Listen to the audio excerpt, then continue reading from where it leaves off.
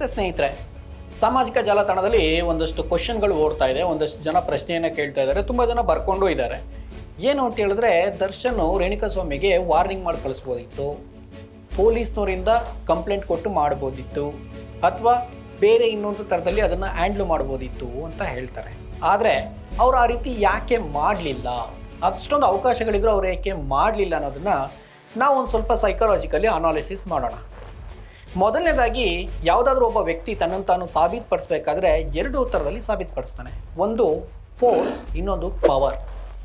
Force ಅಂತಂದರೆ ಏನು ಅಂದರೆ, ನಿಮ್ಗೆ ಹೇಳಬೇಕು, ಉದಾಹರಣೆ ಕೊಟ್ಟು ಹೇಳಬೇಕು ಅಂತ ಹೇಳಿದ್ರೆ, ನಿಮ್ಮ ಏರಿಯಾದಲ್ಲೋ ನಿಮ್ಮ ಅಕ್ಕಪಕ್ಕದ ರಸ್ತೆನಲ್ಲೋ ಯಾವುದೋ ಒಂದು ಸಣ್ಣ ಕಿರಿಕ ಆಗ್ಬಿಟ್ಟಿರುತ್ತೆ. ಯಾರೋ ಹುಡುಗನ ವಿಷಯಕ್ಕೆ, ಹುಡುಗಿ ವಿಷಯಕ್ಕೆ, ಏನೋ ಸಣ್ಣ ಪುಟ್ಟ ಕಿರಿಕಲ್ ಟ್ರಾಫಿಕ್ ವಿಷಯಕ್ಕೆ ಆಗ್ತಾ ಇರುತ್ತಲ್ಲ, ಹಾಗೆ ಕಿರಿಕ ಆಗಿರುತ್ತೆ. ಆವಾಗ ನೀವೇನು ಮಾಡ್ತೀರಾ ಅಂತ ಹೇಳಿದ್ರೆ, ಅಂದರೆ ಆ ರೀತಿ ಆದವ್ರು ಏನು ಮಾಡ್ತಾರೆ ಅಂತ ಹೇಳಿದ್ರೆ, ಯಾರೋ ಅವ್ರ ಪರಿಚಯದವರು ಫೋನ್ ಮಾಡ್ತಾರೆ, ಒಂದಿಬ್ಬರು ಹುಡುಗರನ್ನ, ಒಂದು 4-5 ಜನ ಹುಡುಗರನ್ನ ಕರೆಸಿ ಅದು ಕೈ ಮಿಲಾಯಿಸೋ, ಜೋರು ಮಾತಾಡೋ ಅಥವಾ ಕಾಂಪ್ರಮೈಸ್ ಮಾಡೋ ಏನೋ ಮಾತಾಡಿ ನಿಲ್ಲಿಸ್ತಾರೆ.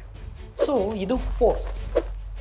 ಪವರ್ ಅಂತಂದರೆ ಏನು ಅಂತ ಹೇಳಿದ್ರೆ, ಉದಾಹರಣೆಗೆ ನಿಮ್ಗೆ ಏನೋ ಕೆಲಸ ಆಗಬೇಕಾಗಿರುತ್ತೆ, ಅಥವಾ ನೀವು ಯಾರಿಗೋ ವಾರ್ನಿಂಗ್ ಕೊಡೋದು, ಬೆದರಿಸೋದು, ಏನೋ ಒಂದು ಆಗಬೇಕಾಗಿರುತ್ತೆ. ಆವಾಗ ನೀವೇನು ಮಾಡ್ತೀರಾ ಅಂತ ಹೇಳಿದ್ರೆ, ಯಾವುದೋ ಸರ್ಕಾರಿ ಅಧಿಕಾರಿ ಹತ್ರನೋ ರಾಜಕಾರಣಿ ಹತ್ರನೋ ಹೋಗ್ತೀರಿ, ಅವರಿಂದ ಹೋಗಿ ಒಂದು ಫೋನ್ ಮಾಡಿಸ್ತೀರಿ, ಅವರಿಂದ ಒಂದು ಇನ್ಫ್ಲೂಯೆನ್ಸ್ ಮಾಡಿಸ್ತೀರಿ, ಅದರಿಂದ ಒಂದು ಕೆಲಸ ಆಗುತ್ತೆ. ಸೊ ಅದು ಪವರ್. ಉದಾಹರಣೆಗೆ ಪೊಲೀಸ್ ಫೋರ್ಸ್ ಅಂತ ಹೇಳ್ತಾರೆ, ಪೊಲಿಟಿಕಲ್ ಪವರ್ ಅಂತ ಹೇಳ್ತಾರೆ. ಯಾಕಂದರೆ ಪೊಲೀಸ್ ಅನ್ನೋದು ಫೋರ್ಸ್, ಅದು ಕಂಡ ಬಲವನ್ನು, ತಮ್ಮ ದೈಹಿಕ ಶಕ್ತಿಯನ್ನು ಉಪಯೋಗಿಸಿ ಮಾಡುವಂಥದ್ದು ಅತಿ ಹೆಚ್ಚಾಗಿ. ಪೊಲಿಟಿಕಲ್ ಪವರ್ ಅಂತ ಹೇಳ್ತಾರೆ, ಪೊಲಿಟಿಕಲ್ ಫೋರ್ಸ್ ಅಂತ ಹೇಳಲ್ಲ. ಯಾಕಂದರೆ ಪೊಲಿಟಿಕ್ಸ್ ಅನ್ನುವುದು ತನ್ನ ಪ್ರಭಾವವನ್ನು ಬಳಸಿ ಕೆಲಸ ಮಾಡುವಂಥದ್ದು.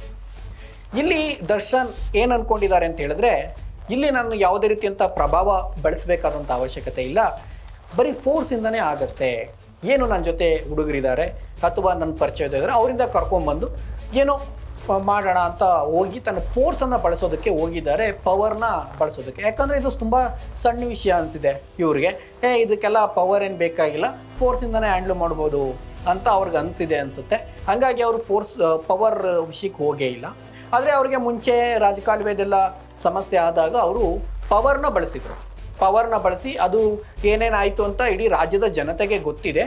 ಅದು ಪೊಲಿಟಿಕಲ್ ಪವರು. ಇವರು ಪೊಲಿಟಿಕಲಿ ತುಂಬ ಗುರುತಿಸ್ಕೊಂಡಿದ್ರು ಕೂಡ ದರ್ಶನ್. ಸೊ ಹಾಗಾಗಿ ಇಲ್ಲಿ ಪವರ್ ಬೇಡ, ಫೋರ್ಸ್ನ ಬಳಸೋಣ ಅಂತ ಅಂದ್ಕೊಂಡು ಫೋರ್ಸ್ನ ಬಳಸಿದ್ದಾರೆ. ಆದರೆ ಅಲ್ಲಿ ಏನಾಯಿತು, ಏನು ನಡೀತು, ಆ ಫೋರ್ಸ್ ಬಳಕೆ ಇತ್ತಲ್ಲ, ಅದು ಯಾವ ಮಟ್ಟಕ್ಕಿತ್ತು, ಮಿತಿ ಮೀರಿತಾ ಇಲ್ವಾ ಅನ್ನೋದನ್ನು ಪೊಲೀಸ್ನವರು ಹೇಳಬೇಕಾಗಿದೆ ಇವಾಗ. ಯಾಕಂದರೆ ಅದು ಕೇಸ್ ನಡೀತಾ ಇದೆ, ಅದು ತೀರ್ಪು ಬರುತ್ತೆ, ಅದು ಏನು ಬರುತ್ತೆ ಅದೆಲ್ಲ ನೋಡಬೇಕು, ಅದು ಕಾನೂನಾತ್ಮಕ ಪ್ರಕ್ರಿಯೆಗಳು ಏನಿದೆ ಅಂತ ನೋಡಬೇಕಾಗತ್ತೆ. ಆದರೆ ನಾವು ಇದರಿಂದ ಅರ್ಥ ಮಾಡ್ಕೊಬೇಕಾಗಿರೋದು ಏನು ಅಂತ ಹೇಳಿದ್ರೆ, ನಾವು ಫೋರ್ಸ್ ಉಪಯೋಗಿಸುವ ಕಡೆಗೆ ಯಾವ ಹಂತಕ್ಕೆ ಫೋರ್ಸನ್ನು ಉಪಯೋಗಿಸ್ಬೋದು, ನಮ್ಮ ಪವರ್ನ ಯಾವ ಹಂತಕ್ಕೆ ನಾವು ಉಪಯೋಗಿಸ್ಬೋದು ಅನ್ನೋ ಅರಿವು ನಮಗಿರಬೇಕಾಗತ್ತೆ. ಯಾವಾಗ ನಾವು ಈ ಯೋಚನೆಯನ್ನು ಮಾಡ್ತೀವೋ, ನಮ್ಮ ಬಳಿ ಇರುವ ಫೋರ್ಸ್ ಏನು, ನಮಗಿರೋ ಪವರ್ ಏನು, ನಮಗಿರೋ ಇನ್ಫ್ಲೂಯೆನ್ಸ್ ಏನು, ಅದನ್ನು ನಾವು ಯಾವ ರೀತಿ ಉಪಯೋಗಿಸ್ಬೇಕು ಅನ್ನೋ ಅರಿವು ನಮಗೆ ಬರುತ್ತಲ್ಲ, ಆಗ ನಾವು ಸಮಸ್ಯೆಗೆ ಸಿಕ್ಕಾಕೊಳ್ಳದೇನೆ ತುಂಬ ಬುದ್ಧಿವಂತಿಕೆಯಿಂದ ಪ್ರತಿಯೊಂದನ್ನು ಹ್ಯಾಂಡ್ಲ್ ಮಾಡ್ಬೋದು. ಬಹುಶಃ ಇವರು ಫೋರ್ಸನ್ನು ಅತಿಯಾಗಿ ಉಪಯೋಗಿಸೋದ್ರಿಂದ ಅಥವಾ ಅತಿಯಾಗಿ ಅದನ್ನು ಹ್ಯಾಂಡ್ಲ್ ಮಾಡೋದ್ರಿಂದ ಈ ರೀತಿ ಸಮಸ್ಯೆ ಆಗಿದೆ ಅಂತ ಎಲ್ಲರೂ ಹೇಳ್ತಾ ಇದ್ದಾರೆ. ಒಂದು ದುರಂತ ನಡಿಬಾರ್ದಿತ್ತು, ನಡೆದು ಹೋಯಿತು.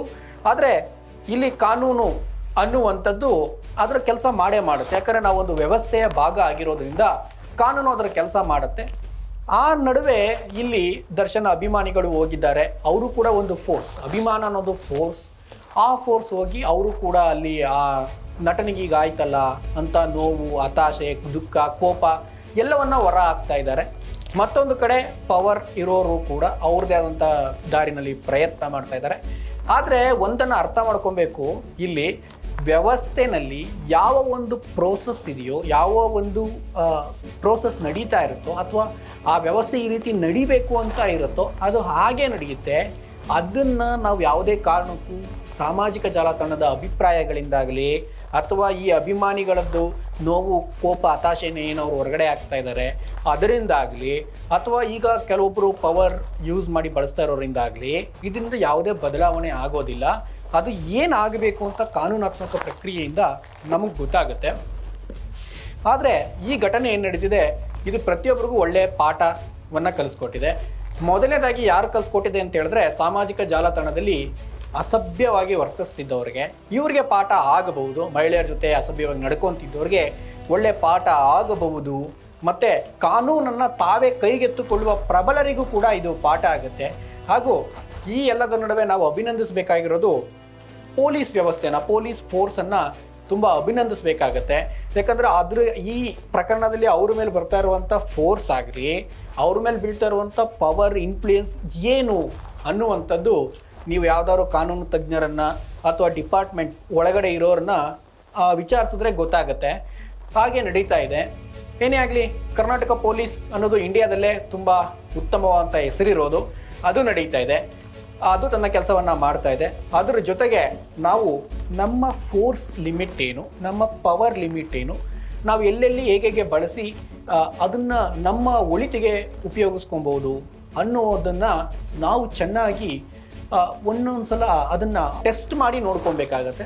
ಅದರಿಂದ ನಮಗೆ ಉಪಯೋಗ ಇದೆ. ಇಂಥ ಘಟನೆಗಳಿಂದ ನಾವು ಪಾಠವನ್ನು ಕಲಿತು ಮುಂದೆ ಹೋಗಬೇಕಾಗತ್ತೆ. ಅದರಿಂದ ನಮಗೆ ಆ ಪಾಠಗಳನ್ನ ನಾವು ಅಳವಡಿಸ್ಕೊಳ್ಳೋದ್ರಿಂದ ನಮ್ಮ ಜೀವನದಲ್ಲಿ ಒಳ್ಳೆಯ ಬದಲಾವಣೆಯನ್ನು ನಾವು ಮಾಡ್ಕೊಬೋದು. ಎನಿವೆ, ನಮಗೆ ಬೇಕಾಗಿರುವುದು ಒಂದು ಪ್ರಬುದ್ಧ ಆದರ್ಶ ಸಮಾಜ. ಅದರ ನಿರ್ಮಾಣಕ್ಕೆ ಎಲ್ಲ ಘಟನೆಗಳು ಕೂಡ ಕಾರಣ ಆಗಿ ಜನತೆ ಪ್ರಬುದ್ಧರಾಗ್ತಾರೆ. ಒಂದು ಆದರ್ಶ ಸಮಾಜ ನಿರ್ಮಾಣ ಆಗುತ್ತೆ, ಒಂದು ಸ್ವಾಸ್ಥ್ಯ ಸಮಾಜ ನಿರ್ಮಾಣ ಆಗಬೇಕು ಅನ್ನೋ ಆಶಯ ಎಲ್ಲರಿಗೂ ಇರಲಿ. ಎಲ್ರಿಗೂ ನಮಸ್ಕಾರಗಳು.